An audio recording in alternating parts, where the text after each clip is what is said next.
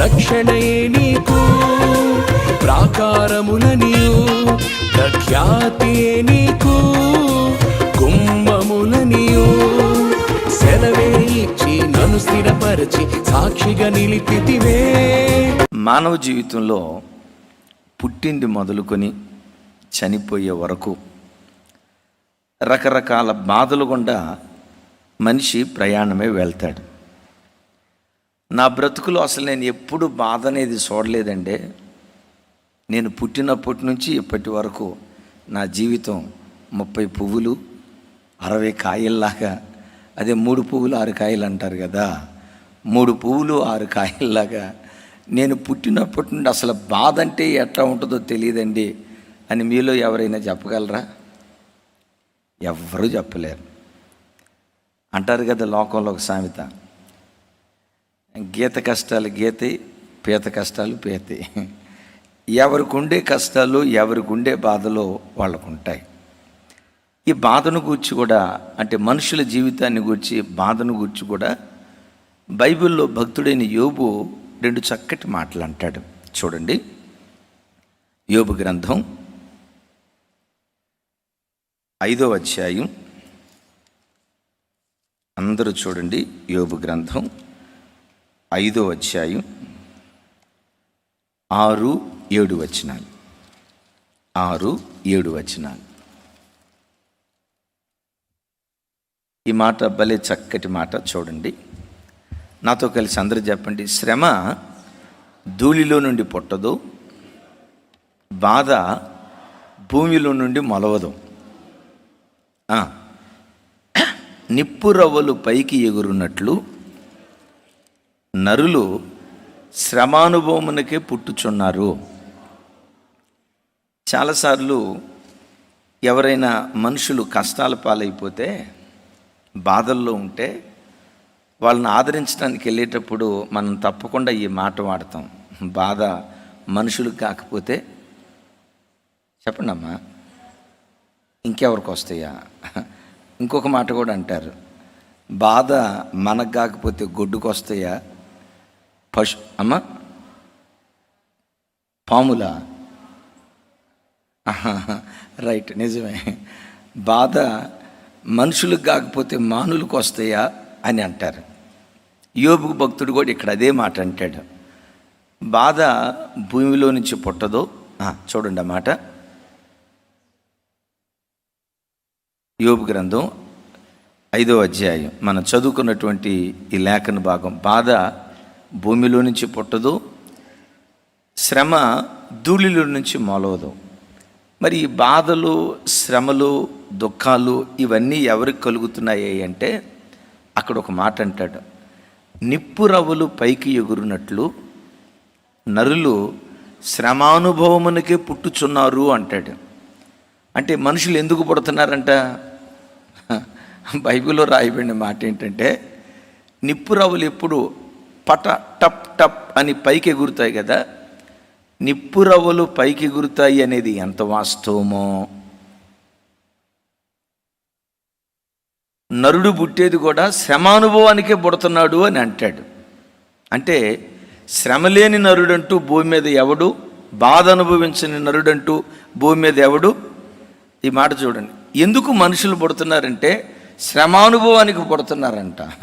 ఇప్పుడు ఒక బిడ్డ పుట్టడంతో మనం చాలా సంతోషపడతాం కదా, ఆ సంతోషంతో పాటు ఇంకొకటి కూడా అనుకోవాలా, వీడు బాధలు అనుభవించడానికే పుడుతున్నాడు రా నాయన అని కూడా ఆలోచించాలా.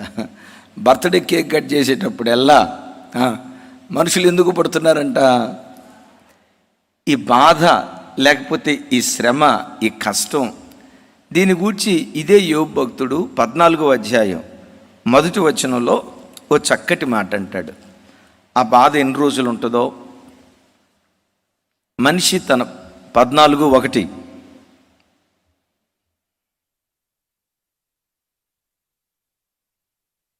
రైట్, నాతో కలిసి చెప్పండి.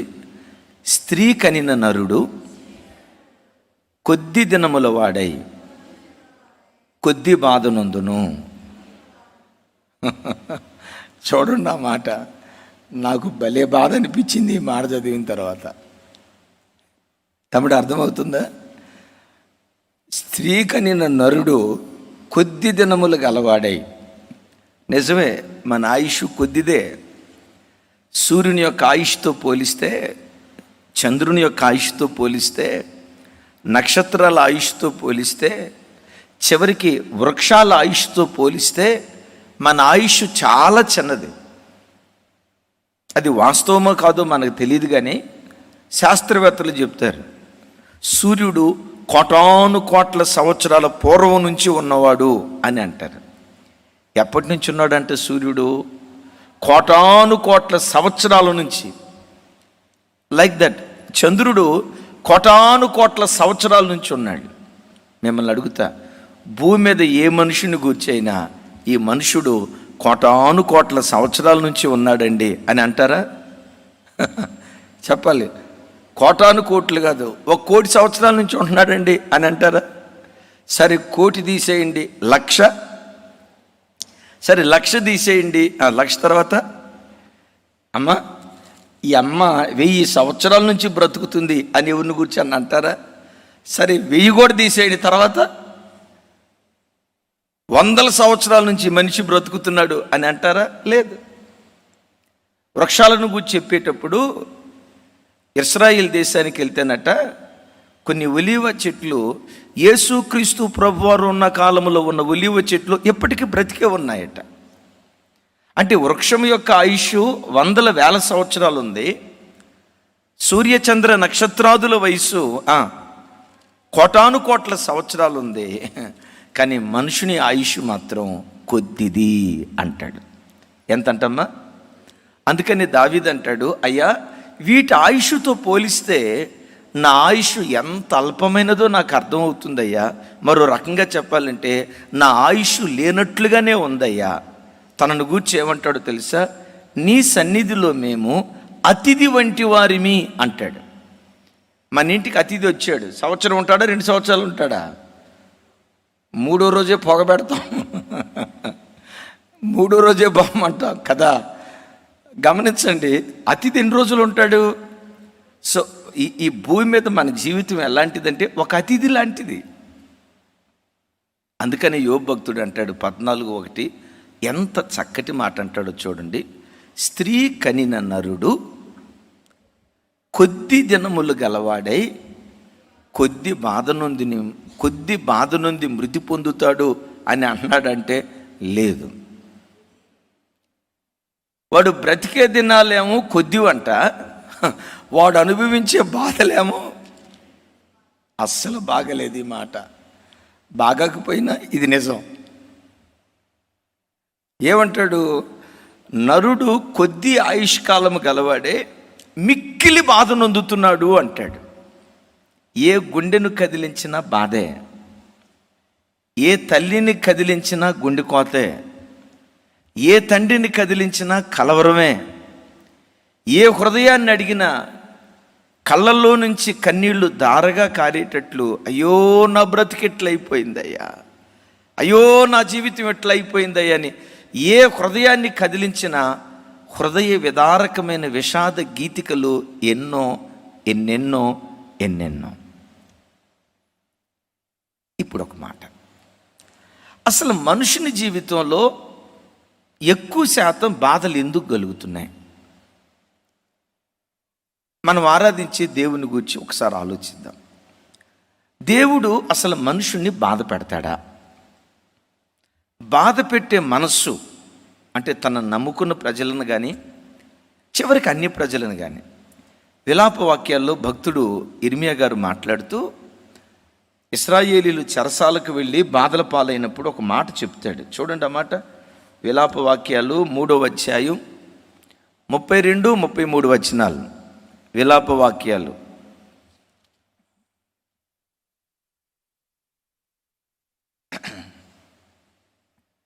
ఆయన బాధ పెట్టినను తన కృపా సమృద్ధిని బట్టి జాలిపడును.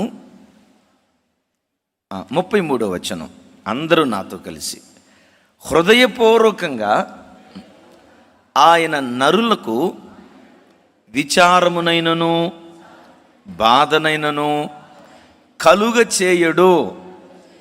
ఇక్కడ ఈ మాట బాగా పట్టుకోండి. హృదయపూర్వకముగా ఆయన క్రైస్తవులకు అన్నాడా, నరులకు అన్నాడా? చెప్పాలి. నరులకు అన్నాడా, యూదులకు అన్నాడా? ఒక క్రైస్తవులకే కాదు, ఒక యూదులకే కాదు, యేసు ప్రభు నమ్ముకున్న వాళ్ళకే కాదు, నమ్ముకున్న వాళ్ళకి కూడారట దేవుడు హృదయపూర్వకంగా ఎవ్వరికి బాధనైనా విచారాన్నైనా దేవుడు కలుగు చేయుడు అని దేవుని యొక్క వాక్యం స్పష్టంగా సెలవిస్తా ఉంది. ఇప్పుడు ఏ తల్లి అయినా తన బిడ్డను హృదయపూర్వకంగా కావాలని సావబాదిద్దా? ఏ తండ్రి అయినా, తమ్ముడా, అదిగా తమ్ముడు ఉన్నాడు, తమ్ముడు నర్సింగ్ అని మంచి సాఫ్ట్వేర్ ఇంజనీర్, వాళ్ళ బాబుకి ఆ మధ్య ఆరోగ్యం బాగకపోతే, తమ్ముడు హెల్త్ బాగాలేదు కదా, హెల్త్ బాగకపోతే పిచ్చోడు ఏడ్చినట్లుగా ఏడ్చాడు. డాడీ నాకు ఫోన్ చేసి, డాడీ నాన్న అంటాడు, డాడీ వాడు మంచి ఆరోగ్యంతో తిరిగి రావాలి, వాడికి ఏదైనా అయితే మేము బ్రతకలేం, వాడికి ఏదైనా జరగకూడదు జరిగితే నేను నా భార్య జీవించలేం, వాడికి మంచి ఆరోగ్యం ఇచ్చేటట్లుగా ప్రార్థన చేయండి డాడీ అని ఆ తమ్ముడు ఎన్నిసార్లు ఏడ్చుకుంటా ఫోన్ చేశాడో, కన్నీళ్లు గార్చాడో దేవునికి తెలుసు, నాకు తెలుసు.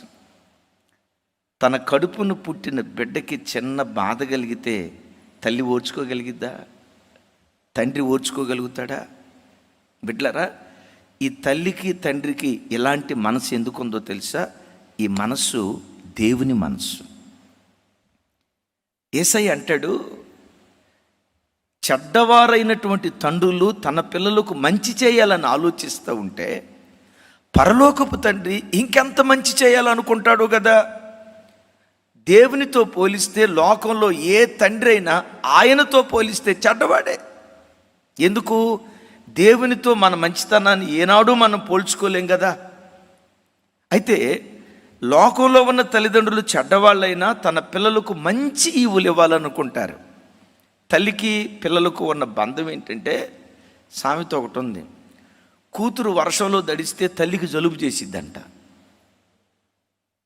తెలుగులోనే చెప్పా. వర్షంలో దడిసిద్ది ఎవరు? జలుబు ఎవరికి రావాలా? ఎవరైతే వర్షంలో తడిశారో.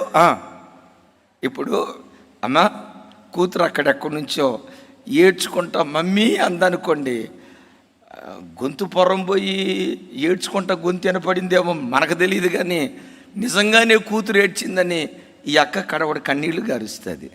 ఎందుకు చెప్పండి కదా. తల్లికి తన బిడ్డ మీద ఎందుకు అంత ప్రేమ ఉందో తెలుసా? మనం ఆరాధించే దేవుడు కూడా అంతకు మించిన ప్రేమ కలిగిన వాడని తెలియచేయటానికి ఓ తల్లి హృదయంలో, తండ్రి హృదయంలో అలాంటి మాతృప్రేమను దేవుడు కలుగు చేశాడు. వాక్యం ఉంటుంది, అతడు హైందవ సహోదరుడైన హృదయపూర్వకంగా ఏ నరుడికి దేవుడు బాధనైనా విచారాన్నైనా కలుగు చేయడట.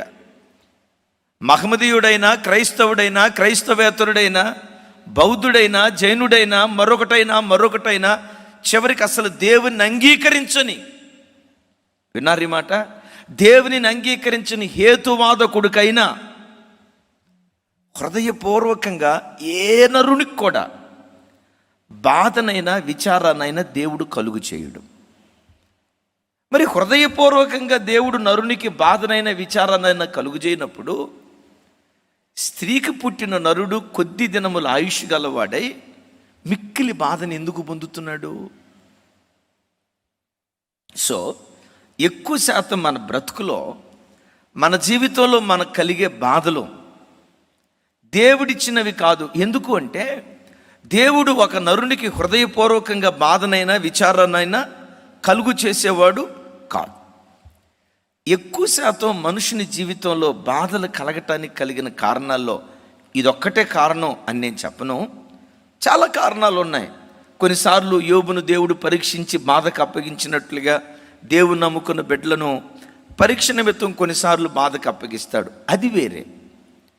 కానీ ఎక్కువ శాతం మనిషి తన బ్రతుకులో బాధల పాలవటానికి కారణం ఏంటంటే కీర్తనకర్త ఒక చోట అంటాడు, చూడండి, బహు విలువైన మాట. 107 కీర్తన, 107 కీర్తన. అందరూ చూడండి ఆ మాట. 107 కీర్తన. ఎస్,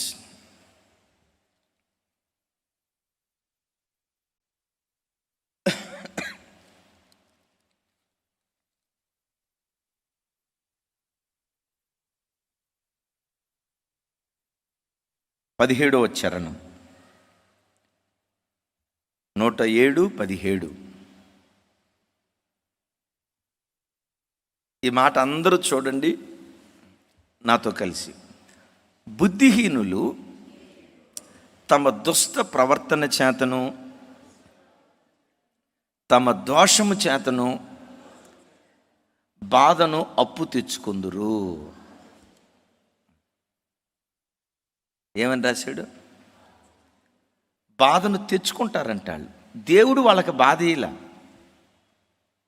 విన్నారు తమ్ముడి మాట? బుద్ధిహీనులు తమ దుష్ట ప్రవర్తన చేతను తమ దోషము చేతను బాధను వాళ్ళు తెచ్చుకుంటారట. దేవుడు ఇవ్వలేదు వాళ్ళకి. నిజం ప్రభు పెట్టారా?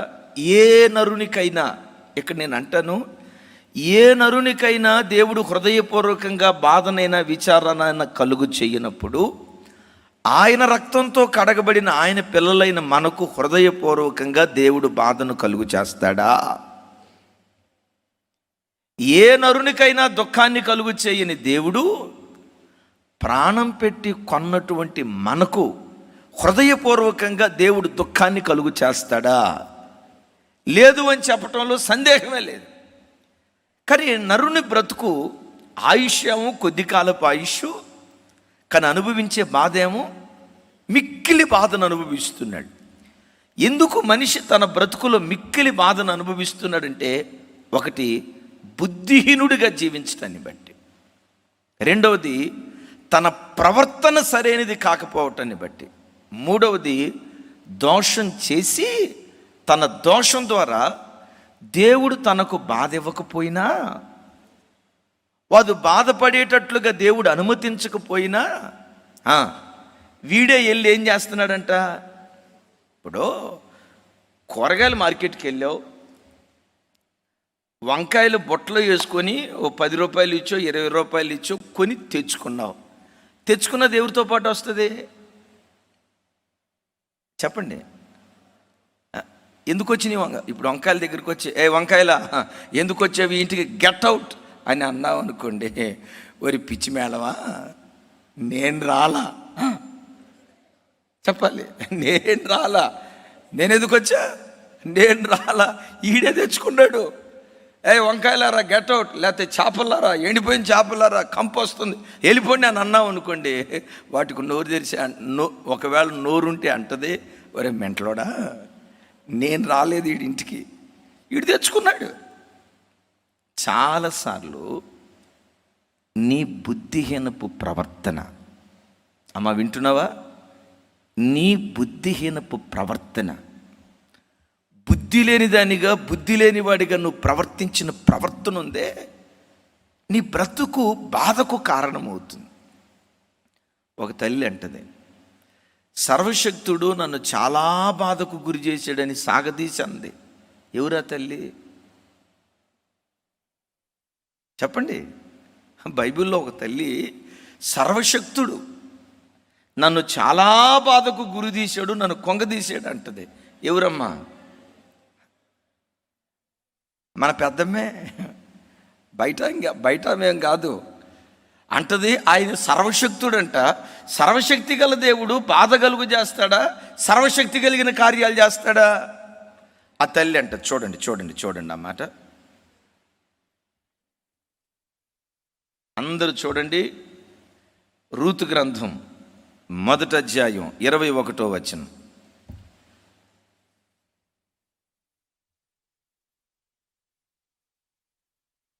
నాతో కలిసి చెప్పండి. ఆమె సర్వశక్తుడు నాకు చాలా దుఃఖము కలుగు చేశాను. ఇప్పుడు అందరు నా వైపు చూడండి.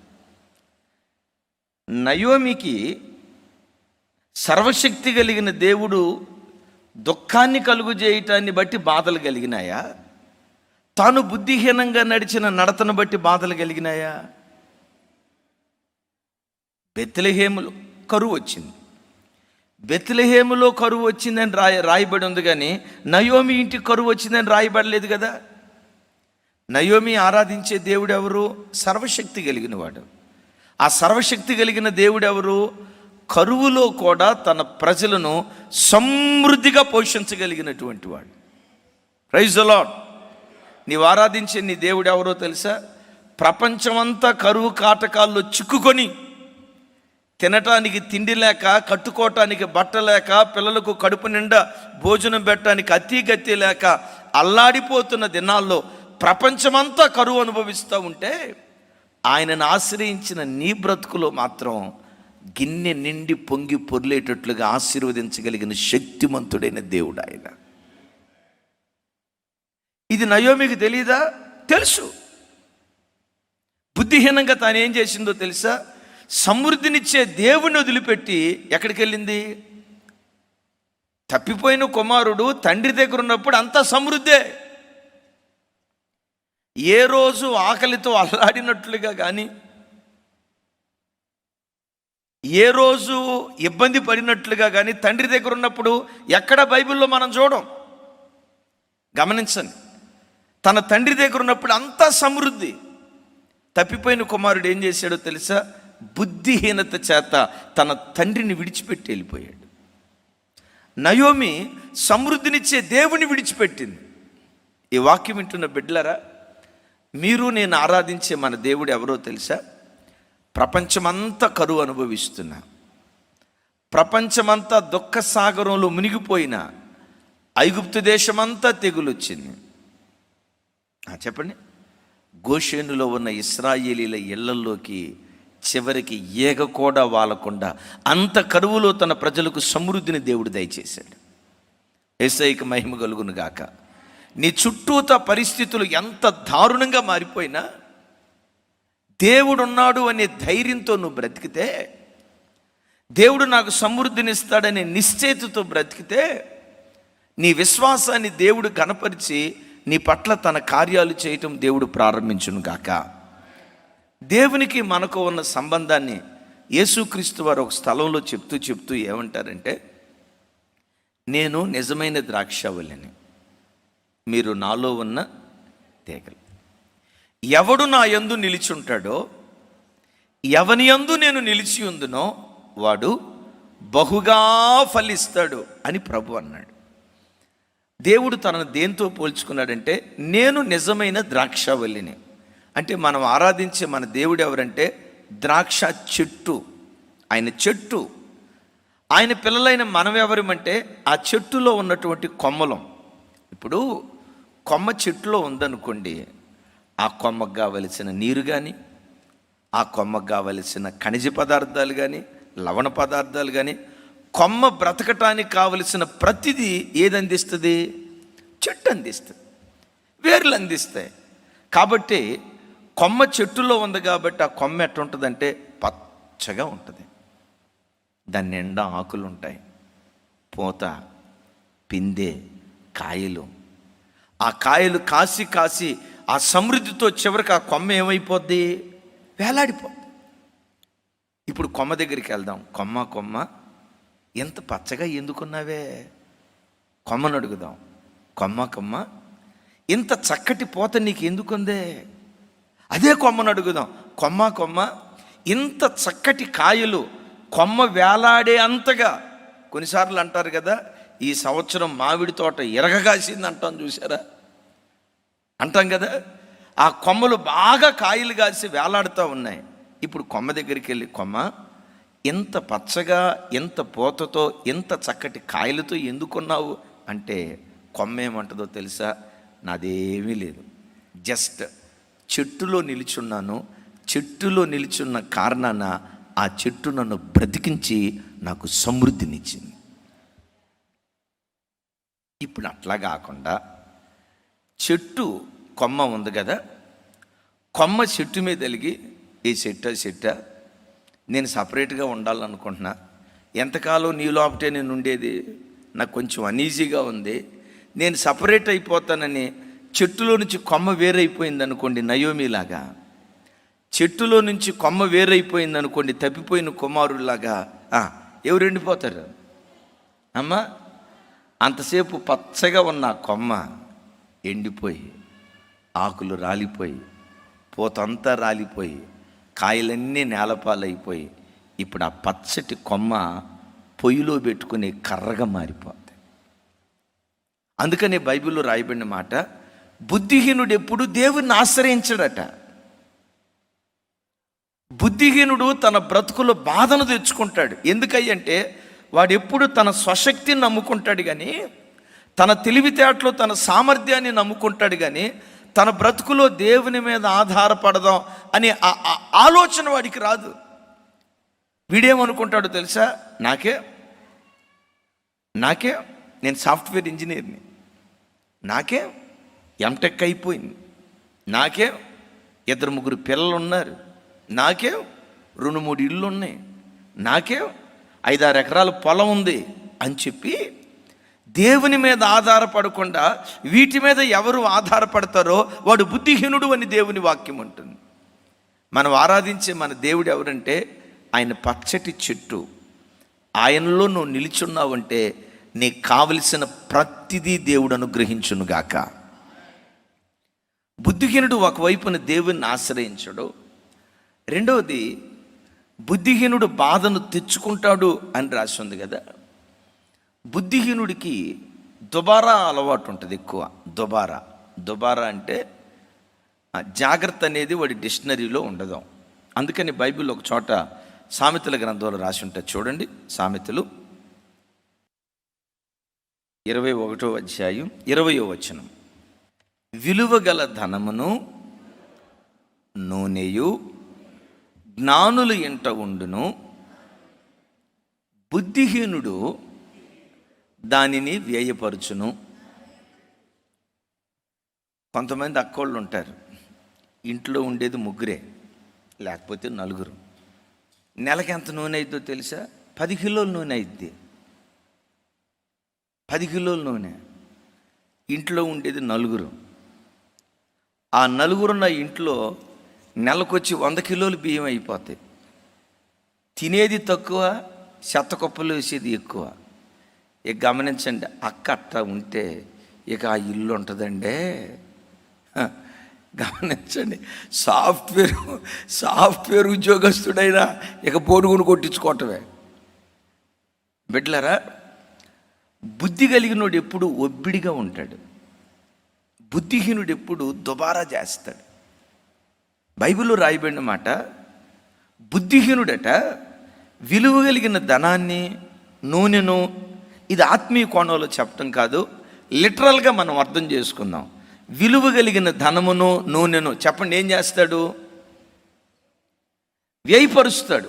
ఓరక ఖర్చు చేస్తూ ఉంటాడు. బుద్ధి కలిగిన కన్యకలు, బుద్ధి లేని కన్యకలు ఉన్నారు మీకు తెలుసు కదా. బుద్ధి కలిగిన కన్యకలు ఏం చేశారు? అమ్మో, రేపేం అవసరం వచ్చిద్దో ఈ నూనె జాగ్రత్త పరుచుకుందాం, అమ్మో ఆయన రావటం ఆలస్యం అయిపోద్దేమో ఈ నూనెను భద్రపరుచుకుందామని రేపటిని గూర్చి ఆలోచిస్తూ నూనె భద్రపరుచుకుంది.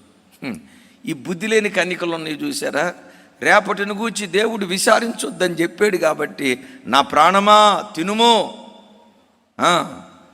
ఈ రోజు తినేసి రాసుకొని వెళ్ళిపో. ఇట్లా చేసే దేవుడు అంటే బుద్ధి లేనుడు. నీకు వచ్చే ఆదాయం ఎంత, నువ్వు పెట్టే ఖర్చు ఎంత. ఒక తమ్ముడు నా దగ్గరికి వచ్చి, అన్నా కొత్త సెల్ ఫోన్ కొన్నానన్నా, గట్టిగా ప్రార్థన చేయండి అన్నా అన్నాడు. ఎందుకు అంత గట్టిగా ప్రార్థన చేయాలి, ఎంత ఫోన్ అన్నా? ఎంతన్నా? జస్ట్ 30,000 అన్నా అన్నాడు. నీ జీతం ఎంతరా అన్నా? 13,000 అన్నా అన్నాడు. నేను అన్నా, ఒరే 13,000 రూపాయలు జీతగాడా, నీకు 30,000 రూపాయలు ఫోన్ ఎందుకు? 30,000 రూపాయలు పెట్టి ఫోన్ కొన్నావంటే ఎన్నెళ్ళు జీతం? ఎట్టా కొన్నావు అంటే అంటాడు, గీకేనన్నా. ఏంటి గీకింది? కార్డు గీకేనన్నా అన్నాడు. బిడ్లరా, వచ్చే రాబడి ఎంత, పెట్టే ఖర్చు ఎంత? ఈ బుద్ధి లేని తనంతో ఒక క్రైస్తవుడు బ్రతకటాన్ని బట్టి బాధ దేవుడు ఇట్లేదండి, వాడు బుద్ధి లేని తనాన్ని బట్టి చెప్పండి దేవుడు బాధ లేదండి. అయ్యయ్యో, దేవుడు బాధ ఇలా. దేవుడు ఎలాంటి గొప్పవాడంటే ఏ నరునికైనా, ఏమంటే క్రైస్తవుడికే కాదండి, ఇక్కడ అంటాడు ఏ నరునికైనా హృదయపూర్వకంగా బాధనైనా విచారాన్నైనా ఆయన కలుగు చేసే దేవుడు. మరి ఎందుకు కొంతమంది జీవితాల్లో బాధ కలుగుతుందో తెలుసా? కారణం ఏంటంటే విలువ కలిగిన ధనాన్ని, నూనెను వేయిపరిచి రేపు భవిష్యత్తును గూర్చి ఆలోచించకుండా. ఒక తమ్ముడు ఉన్నాడు, భలే మంచోడు, నెలకు 70,000 రూపాయల జీతం, నెలకు 70,000 రూపాయల జీతం. 2-3 సార్లు వాళ్ళిద్దరు భార్యాభర్తల మధ్య గొడవ అయింది. నా దగ్గర పంచాయతీకి వచ్చారు. ఎందుకు వీళ్ళు గొడవ అయిందా అని చెప్పి, చాలా మంచోడు ఆ తమ్ముడు, చాలా మంచోడు. ఆ చెల్లి కూడా చాలా మంచిది. కొన్నిసార్లు చూడండి, మంచోళ్ళ మధ్య గొడవ ఎక్కువ వస్తుంది. ఇది ఒక అద్భుతం. ఇద్దరు చాలా మంచోళ్ళు. నాకు తెలుసు ఎంత మంచోళ్ళు, వీళ్ళ మధ్య గొడవ ఏంట్రా అని చెప్పి. ఎందుకు వచ్చిందంటే ఆ తమ్ముడు చెప్తాడు, అన్నా ఈ మనిషి చేయి అంత దుబారానన్నా. ఇంట్లో 4 ఉంటాం, 8 మందికి సరిపడా అన్నం ఉండిద్దన్న.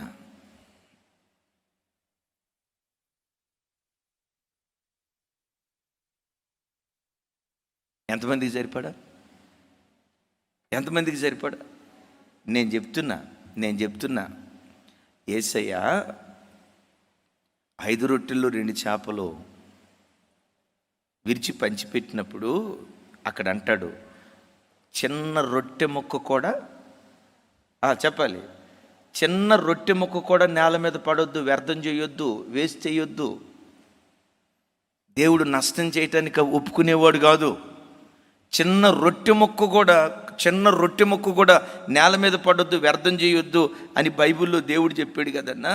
అన్నా, ఇంట్లో తినేది 4 అయితే ఆ కుక్కలకి పందులకి వేసేది ఎక్కువ అన్నా. మాకెక్కడే గొడవ వస్తుందన్న, కొంతమంది చూడండి, అది తినేటప్పుడు కూడా కుక్క తిండి కొంతమందిది,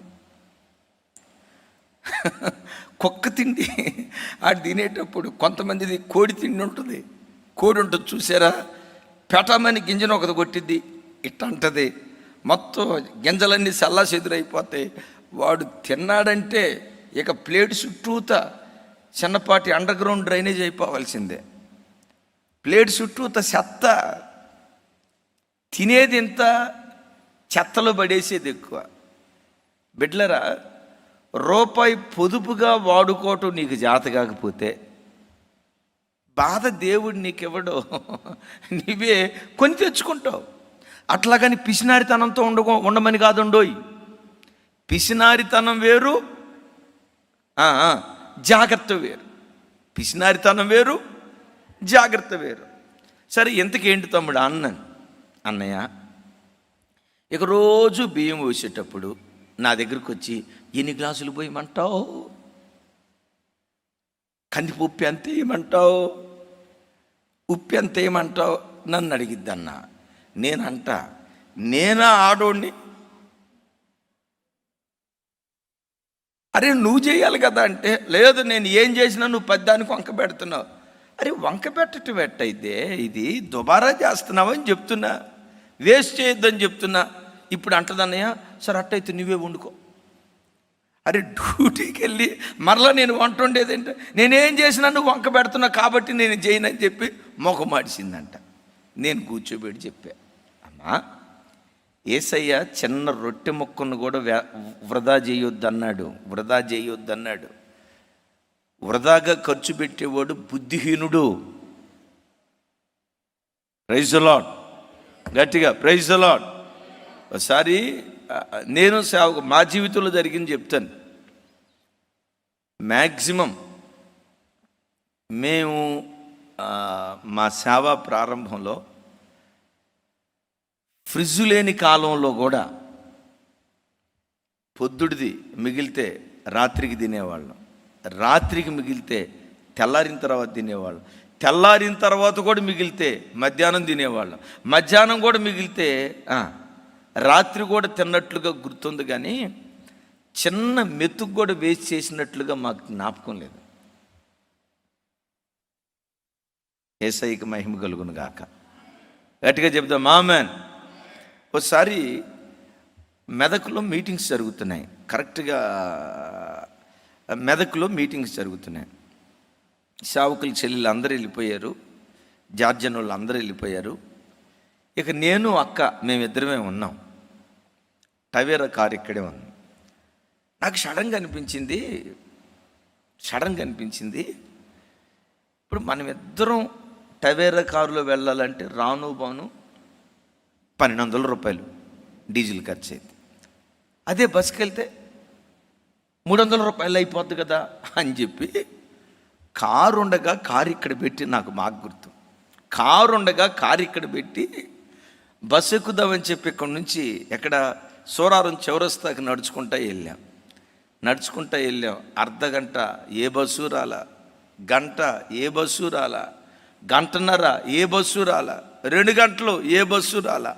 పక్కింటి వాళ్ళని ఏంటయ్యా బస్సు రాలేదు అంటే ఈరోజు బస్సులు స్ట్రైక్ అండి అన్నాడు. అప్పుడు నేను అన్న, ప్రభా బస్సులు స్ట్రైక్ అయిపోయి అంటే ప్రభా ఎట్లా వెళ్ళాలి మీటింగ్ అంటే దేవుడు అంటాడు, రై నీకు కారు ఇచ్చింది ఎందుకురా ప్రభా, డీజిల్ నోరు మీద పీసినారోడా బయలుదేరు, కారు ఇచ్చి నేను నీకు డీజిల్ పోయినా ఎట్టాడి దరిద్రపు లెక్కలు అయ్యొద్దు, బయలుదేరో.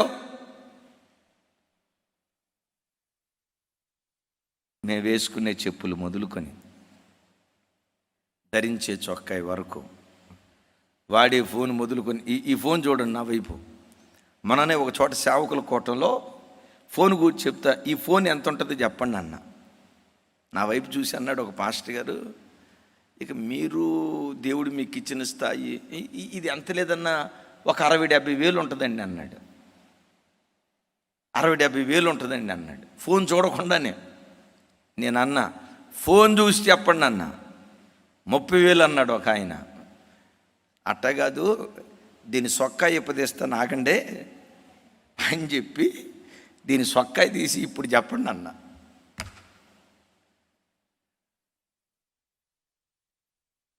$15,000 ఉంటుందేమో అన్న అన్నారు. ఈ ఫోను 8,000 రూపాయలు. తమ్ముడు ఎంత? 8,000 కాదు, 80,000 రూపాయలు ఫోన్ కూడా మెయింటైన్ చేయగలిగే కృప, ఆ ఆర్థిక సామర్థ్యత దేవుడిచ్చాడు. చేయనుగా. బుద్ధి కలిగిన వాడు రేపటిని గురించి ఆలోచిస్తాడు. దుబారా ఎవడిలో ఉంటుందో బిడ్లరా, వాడు బాధను కొని తెచ్చుకుంటాడు. దేవుడు బాధ ఇవ్వడు. చెప్పండి. ఏ నరునికైనా హృదయపూర్వకంగా దేవుడు బాధనైనా విచారానైనా కలుగు చేసేవాడు కాదు. మరి ఎందుకు మనిషి జీవితంలో ఎక్కువ శాతం బాధ కలుగుతుంది అంటాడు? బుద్ధిహీనుడు తన దుష్ట ప్రవర్తన చేతను దోషము చేతను బాధను తెచ్చుకుంటాడు అని రాసి ఉంటుంది. ఒకవైపు బుద్ధిహీనంగా బ్రతకటాన్ని బట్టి, రెండవది దుష్ట ప్రవర్తన. బిడ్లరా, నేను ఆరాధించే దేవుడు ఏ నరునికి బాధ కలుగు చేసేవాడు కాదు. ఇంకా ఆయన ఎలాంటి వాడంటే, ఆయన రక్తంతో కడగబడిన ఆయన పిల్లల విషయంలో ఆయన పిల్లలు సంతోషంగా ఉంటే ఆయన నవ్వుతాడు. నీకు అర్థమయ్యే భాషలో చెప్పాలంటే, ఈ దేవుడు నీవు నవ్వితే నవ్వేవాడు, నువ్వు ఏడిస్తే ఏడ్చేవాడు, నువ్వు దుఃఖపడితే దుఃఖపడేవాడు. నీ యావత్ బాధలో ఆయన పాలిభాగస్తుడయ్యేటువంటి వాడు. అలాంటి గొప్ప దేవుడు ఆయన మనకు బాధ కలుగు చేయడు. ఎక్కువ శాతం మన జీవితంలో బాధ కలగటానికి కారణం ఏంటంటే, అక్కడ అంటాడు దుష్ట ప్రవర్తన చేత అంటాడు. సంసోను మహా గొప్ప న్యాయాధిపతి. అతడు పుట్టక మునిపే దేవుని చేత ప్రవచించబడినవాడు. సంసోను న్యాయాధిపతిగా ఉంటాడని, ఫిలిష్తీయుల గుండెల్లో సింహస్వప్నంగా ఉంటాడని, అజేయమైన విజయాలు సాధిస్తాడని, అతని వంటి వీరుడు చరిత్ర పుటలో గతంలో ఎవరూ లేరని అతని గురించి ఎన్నో ప్రవచన వాక్కులు ఉన్నాయి. చెప్పినట్లుగానే ఆ ప్రవచన పురుషుడు పుట్టాడు. గమనించండి, సంసోను ఒక్కడు గాడిద ఎముక తీసుకొని 1000 మంది ఫిలిష్తీయులను హతమార్చాడు. ఏమండి, ఇది సినిమాలో సీన్ కాదు. సినిమాలోనైతే మాత్రం ఆడి హీరో బక్క చిక్కినోడు ఎట్టుంటాడు, గట్టి గాలి తోలితే ఎగిరిపోయేవాడు ఉన్నట్టుంటాడు. ఈ బక్క చిక్కిన హీరో 2000 మంది పైల్వాల్ని ఇట్లా కొడితే ఒక దెబ్బకు 100 మంది చచ్చిపోయినట్టు చూపిస్తారు. ఇది సినిమా కాదు, రియల్ లైఫ్. ఒక్కడు 1000 మందిని గడగడలాడించాడు. నేనంట, ఇది నిజ జీవితంలో సాధ్యమేనా చెప్పండి? 1000 మందిని ఒక్కడు ఎదుర్కొని 1000 మందిని ఒక్కడు చంపటం, ఇది నిజ జీవితంలో సాధ్యమేనా? నిజ జీవితంలో ఇది అసాధ్యం, కానీ దేవుడు సాధ్యపరిచాడు. అంత గొప్ప సంసోను ఇప్పుడు ఏమైపోయాడో తెలుసా? చేతులకు సంకెళ్ళు, కాళ్లకు సంకెళ్ళు, తన 2 కనుగుడ్లు పెరికివేయబడి ఆ చెరసాలలో పప్పు రుబ్బే ఒక ఖైదీగా మారిపోయాడు. సంసోను ఈ బాధని కలగటానికి కారణం ఏంటి? అయ్యయ్యో, నువ్వు దేవుని తెలుసుకున్నవాడివి కదా, దేవుడు నీకు ఈ బాధ ఇచ్చాడా అనంటే, సంసోనుకే గనక, గమనించండి, సంసోన్నే గనక అడిగితే సంసోన్ ఏమంటాడు తెలుసా? అయ్యా, దేవుడు నా మాట అనొద్దయ్యా, ఈ బాధ దేవుడు నాకు కలుగు చేయలేదయ్యా, దేవుడు ఈ బాధ కలుగు చేస్తే నాకు ఈ బాధ రాలేదయ్యా, మరి ఎందుకు ఈ బాధను అనుభవిస్తున్నావు?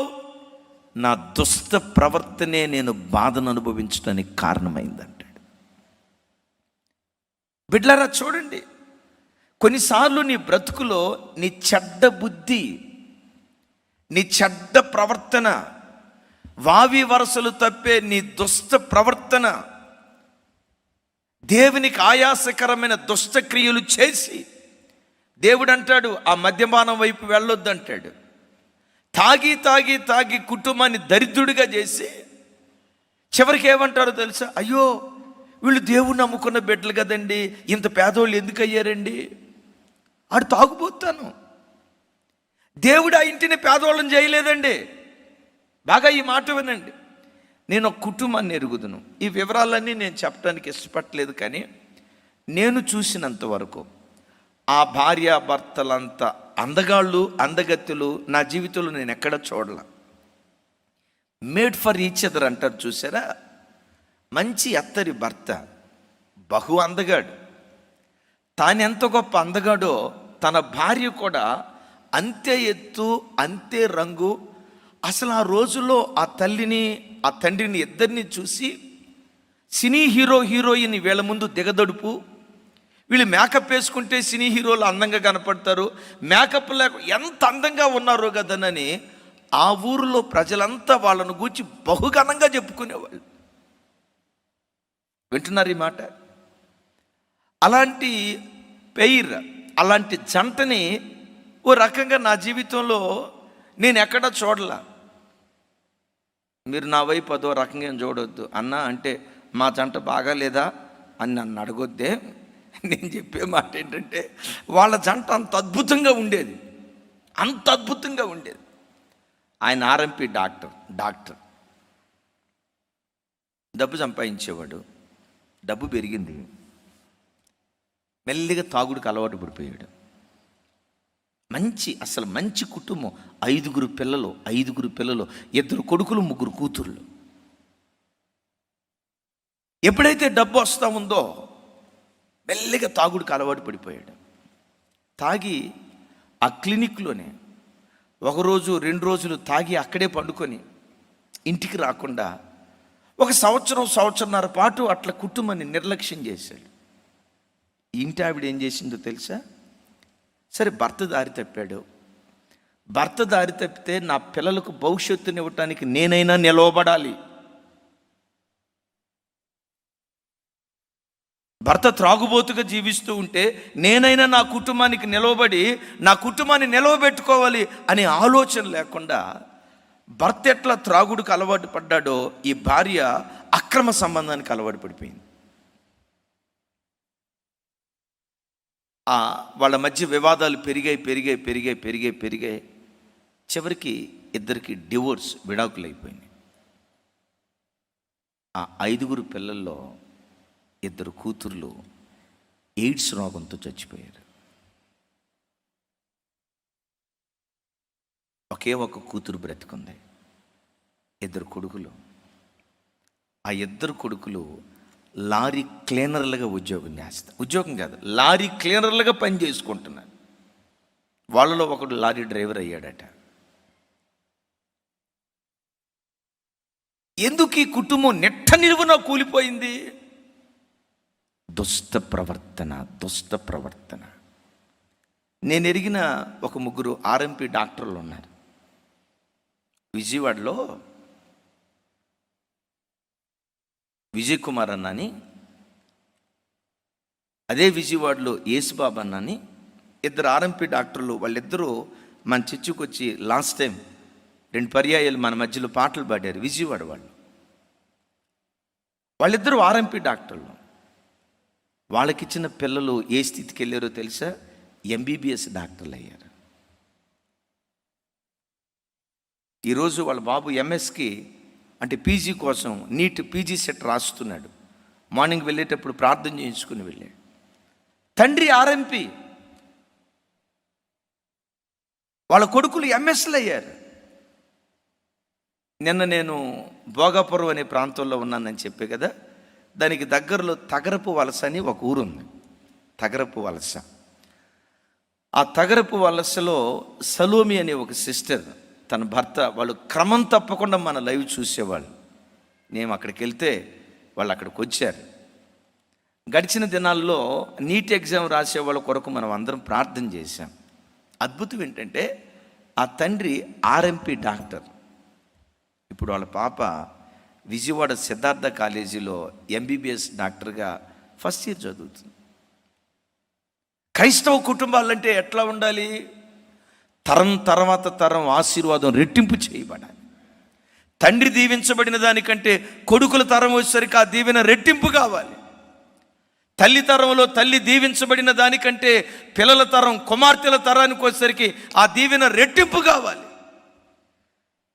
అట్లా కాకుండా మా తాతలు నేతులు నాకేరండి, మేము మూతులు నాకుతామంటే కుదరదు.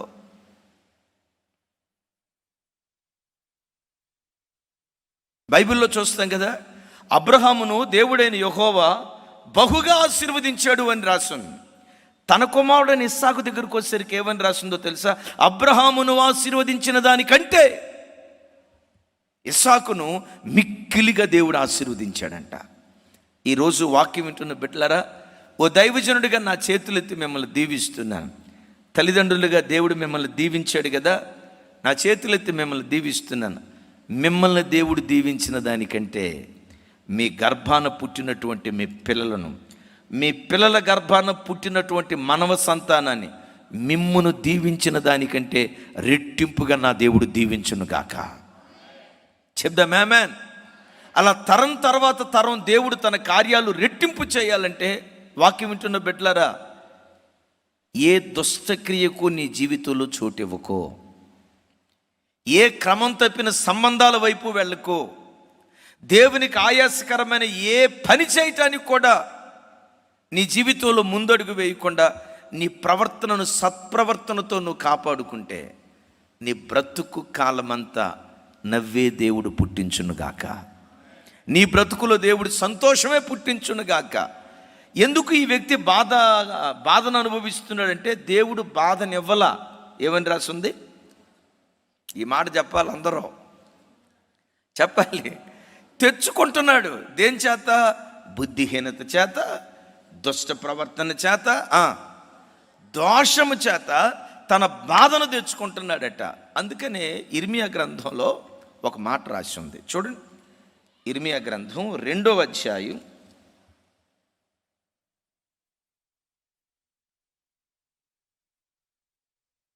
19వ వచనం, 2:19.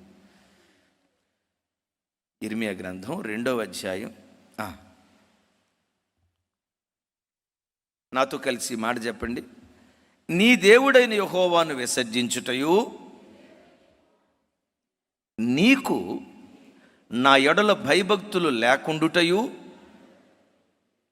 బాధకును శ్రమకును కారణమగునని నీవు తెలుసుకొని గ్రహించున్నట్లు నీ చెడుతనము నిన్ను శిక్షించును. నీవు చేసిన ద్రోహము నిన్ను గద్దించునని ప్రభువును సైన్యములకు అధిపతికి యెహోవా సెలవిచ్చుచున్నాడు. ఒకవేళ మీ దగ్గర పెన్ను ఉంటే ఆ మాట టిక్ చేసుకోండి తమ్ముడు.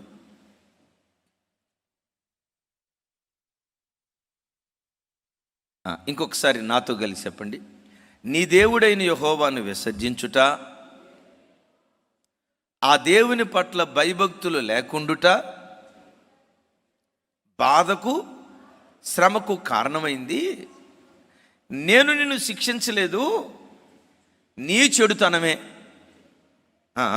చెప్పండి ఏంటంటే, నీ చెడుతనమే నిన్ను శిక్షిస్తుంది, నీ ద్రోహమే నిన్ను గద్దిస్తుంది, నీ చెడుతనమే బాధకు శ్రమకు కారణమవుతుంది అంటాడు. ఈ వాక్యం వింటున్న బిడ్డలారా, నీ జీవితంలో ఏ చెడుతనాన్ని బట్టి నువ్వు బాధను కొని తెచ్చుకున్నావో ఒక్కసారి ఆలోచించు. ఏ చెడుతనాన్ని బట్టి నువ్వు బాధను అనుభవిస్తున్నావు? ఏ ద్రోహం నువ్వు బాధను అనుభవించడానికి కారణమైంది? నీ చెడుతనాన్ని బట్టి నువ్వు బాధను తెచ్చుకొని, అయ్యో దేవుడు నాకు బాధ కలుగు చేశాడు. యాకోబు భక్తుడు అంటాడు కదా, ప్రతివాడు తన స్వకీయమైన దురాశల చేత ఎలవబడి మరుగోల్పబడిన వాడే శోధించబడుతున్నాడు, దేవుడు ఆ వ్యక్తికి శోధన ఇవ్వలేదు అంటాడు. ఒకవేళ ఈ వాక్యం వింటున్న నీ బ్రతుకులో ఇదే కారణం అని నేను చెప్పను, కానీ నీ చెడుతనమే నువ్వు శిక్షణ అనుభవించడానికి కారణమైందేమో. నీ దుష్ట ప్రవర్తనే నువ్వు బాధను అనుభవించడానికి కారణమవుతుందేమో. నీ దుష్ట ప్రవర్తనే నువ్వు శ్రమలు అనుభవించడానికి కారణమైందేమో. ఈ వాక్యం వింటున్న దేవుని బిడ్డ, ఏ దుష్ట ప్రవర్తన నిన్ను బాధలు బాలు చేసిందో ఒకసారి ఆలోచించు. ఏ చెడుతనం నిన్ను శిక్షిస్తుందో ఒకసారి ఆలోచించు. ఇశ్రాయేలు ప్రజల జీవితాల్లో బైబిల్లో మనం చూస్తాం కదా, దేవుడైన యెహోవా ఎదుట వాళ్ళు దోషం చేయటాన్ని బట్టి 7 సంవత్సరాల పాటు వారు పండించిన పంట కోతకు రాబోయే ఆఖరి క్షణాల్లో మిద్యానీయులు వచ్చి దోచుకొని వెళ్ళిపోతున్నారట. గమనించండి, పొలం దున్నారు, విత్తనం వేశారు, మొలకెత్తింది, ఎరు వేశారు, గడ్డి పెరికారు, బలం ముందు వేశారు, ఆ విత్తనాలు బాగా మొలకెత్తి ఇక కాపు దశకు వచ్చాయి. రైతు అనుకున్నాడు, అమ్మయ్యా ఈ సంవత్సరం ఎంత లేదైనా ఎకరానికి వచ్చేసరికి 100 బస్తాలు వస్తాయి, 10 ఎకరాలు ఉన్నాయి, 1000 బస్తాలు మన ఇంటికి వస్తాయి, అమ్మయ్యా నా కష్టం తీరిపోయింది అని అనుకునే లోపు రాత్రికి రాత్రి ఏం జరిగిందో తెలుసా? మిద్యానీయులు వచ్చారు, పంట అంతా దోచుకుని వెళ్ళిపోయారు. గమనించండి, ఒక వ్యవసాయకుడు 6 నెలల పాటు ఎదురు చూసిన పంట రాత్రికి రాత్రి మాయమైతే ఆ బాధ వర్ణనాతీతం కాదా? ఇలా జరిగింది 1 సంవత్సరం కాదు సుమి, 7 సంవత్సరాల పాటు. ఇక పంట చేతికొచ్చింది, కోసుకొని ధాన్యం ఇంటికి తెచ్చుకుందాం అని అనుకునే లోపు రాత్రికి రాత్రి మిద్యానీయుడు రావటం, పంట దోచుకొని వెళ్ళిపోవటం. బైబిల్లో రాయబడిన మాట ఏంటో తెలుసా? ఇశ్రాయేలీలు తమ దోషమును బట్టి మిక్కిలి హీన దశకు చేరారట. నాతో కలిసి ఈ మాట చెప్పండి. ఇశ్రాయేలీలు తమ దోషమును బట్టి మిక్కిలి హీన దశకు చేరారట. సోదరులరా, నీ బ్రతుకు మిక్కిలి హీన దశకు చేరటానికి తమ్ముడు నా వైపు చూడు. అమ్మా, నీ ఇల్లు మిక్కిలి హీన దశకు చేరటానికి నీ ఇంటిలో ఉన్న దోషమే దీనికి కారణమేమో జాగ్రత్త. నీ భర్త చేస్తున్న దోషభరితమైన కార్యాలే దానికి కారణమేమో జాగ్రత్త. నీ యవన బిడ్డలు చేస్తున్న దోషమే దానికి కారణమేమో జాగ్రత్త. ఇశ్రాయేలీలు దోషం చేయటాన్ని బట్టి మిక్కిలి చెప్పండి, హీనదశ అంటే పర్వాలా అంటాడు. అదిగో చూడండి, మిక్కిలి హీనదశకు, మిక్కిలి హీనదశకు, మిక్కిలి హీనదశకు. ప్రక్కన పెడతాముడు. ఈ మాట వింటున్న బిడ్డలారా, నీ బ్రతుకులో కూడా హీనదశకు చేరేవేమో. పిల్లల చదువులు హీనదశకు వచ్చాయేమో, ఆర్థిక పరిస్థితులు హీనదశకు వచ్చాయేమో, శరీరంలో ఆరోగ్యం మిక్కిలి హీనదశకు వచ్చిందేమో, పిల్లల భవిష్యత్తు వాళ్ళు ఏదో గొప్పవాళ్ళు అవుతారని 20 సంవత్సరాలు కలలుగంటూ వాళ్ళు పెంచితే ఈరోజు వాళ్ళు నిష్ప్రయోజకులై, వాడికి ఏ అవసరం వచ్చినా మమ్మీ ఒక 500 ఇవ్వు, డాడీ ఒక 100 రూపాయలు పెట్రోల్ కోసమని ఈరోజు కూడా 25 సంవత్సరాల వయసులో నీ కొడుకు నిన్ను అడిగే స్థితిలోకే ఉన్నాడేమో. పిల్లల భవిష్యత్తు ఒకవేళ మిక్కిలి హీనదశకు వచ్చిందేమో ఆలోచించు. ఇశ్రాయేలీలు మిక్కిలి హీనదశకు రావటానికి కారణం వాళ్ళు దోషులుగా బ్రతికారట. ఈ వాక్యం వింటున్న బిడ్డ, నీ దోషమే నిన్ను హీనదశకు తీసుకొచ్చిందేమో ఒకసారి ఆలోచించు. నీ ఇంటి వారి దోషమే నిన్ను హీనదశకు తీసుకొచ్చిందేమో ఒకసారి ఆలోచించు. అవునయ్యా, నా బుద్ధిహీనతే నేను బాధలు అనుభవించడానికి కారణం, నా దుష్ట ప్రవర్తనే నేను బాధలు అనుభవించడానికి కారణం, నా దోషమే నన్ను బాధకు గురి చేసింది. మరి ఇప్పుడు నేనేం చేయాలి? ఈ బాధలో నుంచి నేను బయటపడాలంటే ఏం చేస్తే దేవుడు నన్ను విడిపిస్తాడు? ఈ ఇశ్రాయేలీయుల దగ్గరే చిన్న ఇందాక చూయించిన మాట చూయించు. న్యాయాధిపతుల గ్రంథం, నాతో కలిసి మాట చెప్పండి. మిక్కిలి హీనదశకు వచ్చినప్పుడు వారు యెహోవాకు ఏమని మొరపెట్టుంటారు? అమ్మ, 2 రకాలుగా ప్రార్థన చేసి ఉంటారు. దేవా, మేము దోషులు నాయన, మా దోషమే మమ్మల్ని ఈ స్థితికి తీసుకొచ్చింది, ఈ దోషం నుంచి బయటికి తీసుకురాయా. రెండవది, మేము అనుభవిస్తున్న బాధల నుంచి మాకు విడుదల దయచేయ్యా. ఈరోజు ఈ వాక్యం వింటున్న నీ బ్రతుకులో కూడా ఇలాంటి ప్రార్థన ఈరోజు నువ్వు చేయగలిగితే నువ్వు ధన్యుడివి, ధన్యుడివి, ధన్యుడి. వారు మిక్కిలి హీనదశకు చేరిన తర్వాత దేవుని సన్నిధిలో మొరపెడుతున్నారు. ఏమని? అయ్యా, మా దోషమే, మా దుష్ట ప్రవర్తనే, మా బుద్ధిహీనతే మేము బాధల పాలవటానికి కారణమైంది. మా దుష్ట ప్రవర్తనను క్షమించయ్యా, ఈ దుష్ట ప్రవర్తన నుంచి విడుదలివయ్యా అని దేవుని సన్నిధిలో ఇశ్రాయేలీలు మొరపెట్టినట్లుగా ఈరోజు నువ్వు మొరపెట్టగలిగితే, నీ తప్పును దిద్దుకొని ప్రభు తట్టు నువ్వు తిరగగలిగితే, నీ దోషభరితమైన జీవితాన్ని తెంచుకొని ప్రభా నీ కొరకు నేను బ్రతుకుతానని దేవుని సన్నిధిలో దేవుని కొరకు నువ్వు నిలవబడితే, నీ మొర దేవుడు విని ఆయన ఏం చేస్తాడో 2 మాటలు టకమని చూయించి ఇక మనం ప్రార్థనలోకి వెళ్దాం. చూడండి అందరూ, యోబు గ్రంథం 5వ అధ్యాయం,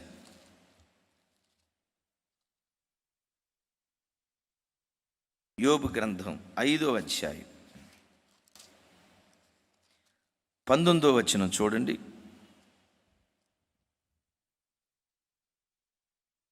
పద్దెనిమిది 19 వచనాలు. తమ్ముడు 18 కూడా చూయించు. రైట్. ఆయన గాయపరిచి గాయములు కట్టును, ఆయన గాయములు చేయును, ఆయన చేతులే స్వస్థపరచును, 6 బాధలలో నుండి ఆయన నిన్ను విడిపించును, 7 బాధలు కలిగిన 70 బాధలు కలిగిన వాటన్నిటిలో నుంచి దేవుడు తప్పిస్తాడు. Praise the lord. ఇంకొక మాట మీకు జ్ఞాపకం చేస్తాను. చూడండి, ఆదికాండం, యోసేపు జీవితంలో ఓ చక్కటి మాట మనం చూస్తాం. చూడండి, 41వ అధ్యాయం 52వ వచనం. 41, 52.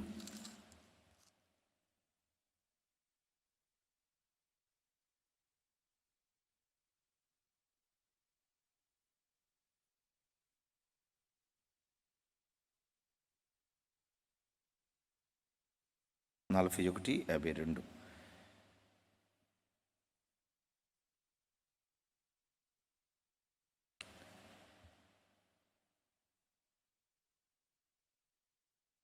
యాభై ఒకటి కూడా చూపించు చిన్న.